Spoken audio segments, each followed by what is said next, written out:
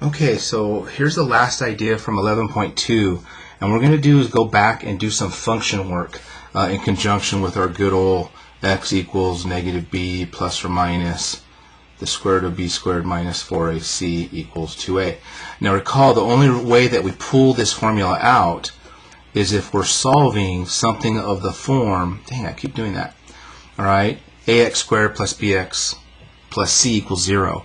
So in the function work we're going to be doing here in these three problems, the goal is to turn that function work into something that looks like that. And then we're basically solving a quadratic, and one of the ways that we can solve a quadratic is with our quadratic formula, which is what we're doing in 11.2. So let's see how that comes into play. So the first one's pretty obvious, right? I'm going to ask you to find the x-intercepts for f of x equals x squared minus 3x minus 2. So again, if we're finding x-intercepts, that means y is equal to 0. That's the only way that can happen. And in this case, in function language, this means that f of x is equal to 0. So take my f of x, it's x squared minus 3x minus 2. It's equal to 0, and we're off to the races. So now we actually have something that looks like what I need to use the quadratic formula.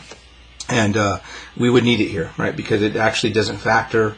That 3 tells me completing the square is not going to be very easy because we're going to have to divide by 2 and all that crazy stuff. So how about we just cut to the chase and use our nice handy dandy quadratic formula. So when I plug everything in, my solutions, right, are going to be negative b plus or minus, we're going to take b and square it, minus 4 times a times c, and that's all over 2 times a, which is 1. So now we clean it up. If we take the opposite of negative 3, it's 3. And here we get 9. I believe that's going to be an 8, and then we are subtracting a negative, so that's a positive 8 all over 2. And so x equals 3 plus or minus the square root of 17 all over 2. Now there's the solution, but we are looking for x-intercepts, so they're points. So my correct answer would be 3 plus the square root of 17 over 2, comma 0, and 3 minus the square root of 17 over 2, comma 0. And of course you can break out a calculator and kind of estimate where these are. Square root of 17, I'm going to estimate to be about 4.1. So we're talking about 7.1 over 2, so about 3.6-ish. All right, 0 if I had to use a graph. And if I subtract 4.1, this is definitely like about negative 1.1 over 2, which is about, negative, 0.55 or something of that nature. So again, we can get an estimate of where they're at. These are real numbers, so if we were to graph this, right, we would actually see it cross the x-axis a couple of times. Alrighty, so that's going to set the stage for some later work, but for now, right, nice review of x-intercepts using the quadratic formula. Okay, the next two are a little challenging, and this really gets us set up the stage for some situations in college algebra. What I have, in this case, is we have two functions. F of x is x squared minus 8, and g of x is 2x. Right? What I want us to solve is f of x equals g of x. So when does this function, right, when do the outputs of this function, when do they equal the outputs of that function? And graphically what we're doing here, just to give you an idea, x squared minus 8 is going to be a parabola, and then this is a line, right, with a slope of 2 going through 0, 0. So I'm basically trying to find when do these two graphs actually intersect each other. So kind of a college algebra concept. Let me sneak it at you so you guys can kind of see what we're doing, because to do it, we just basically do what it says. What's f of x? Well, it's x squared minus 8. What's g of x? It's 2x. And so we're essentially now solving this quadratic equation. So how do we solve it? Well, we probably begin by setting one side equal to 0, all right, and we've got our value. So now we have an equation to solve, and it fits the culprit that we want, right? ax squared plus bx plus c. This actually factors, so we could actually factor it to get the solution. But since we're learning how to use the quadratic formula, let's go ahead and just use that. But I do believe factoring is going to be a lot easier. But there's my a, there's my b, there's my c. Plugging things in, what we end up with is negative b plus or minus. Alright, we have is negative 2 squared minus a 4 times an a times a c, right, all over my 2 times a. So if we clean that up, we get 2 plus or minus, that's a 4.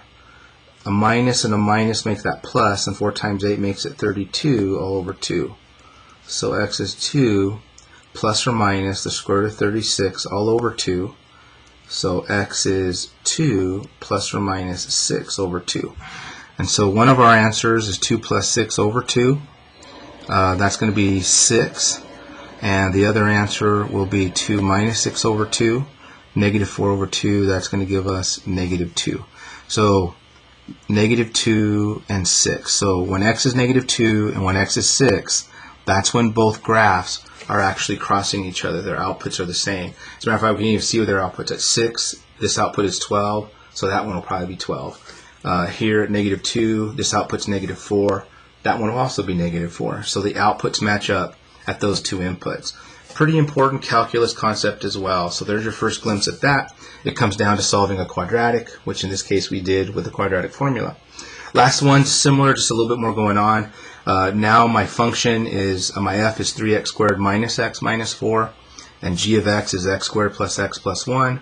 I'm asking you to figure out when do these two graphs equal to each other. And so we'll begin by setting this function equal to this function. So when are they equal to each other? And so again, we do have a quadratic equation, but I need to move everything over to one side. So how about we subtract x squared from both sides? We can subtract x from both sides and subtract 1. So we get 2x squared minus 2x minus 5 equals 0.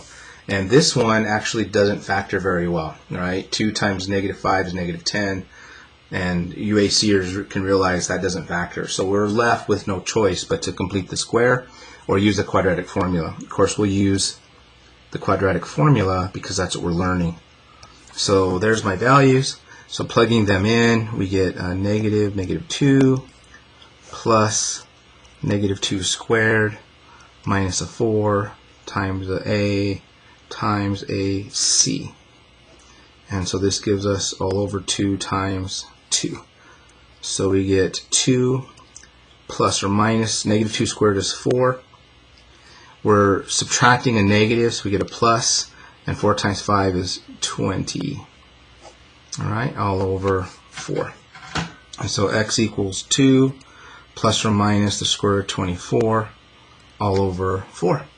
Alright, and officially we need to clean this up. So if we do that, 24 is 4 times 6. So we have 2 plus or minus 2 square root of 6 all over 4. Everybody has a common factor of 2, or if you want to factor that out, we got that. The 2's will divide out. And so the answer in the back of the book will probably be 1 plus or minus the square root of 6 all over 2. So there's two locations where these two graphs will actually be equal to each other, where their outputs are the same. At 1 plus the square root of 6 over 2, and at 1 minus the square root of 6 over 2. And so there's some function work and a glimpse into what's going to be happening in many of your futures.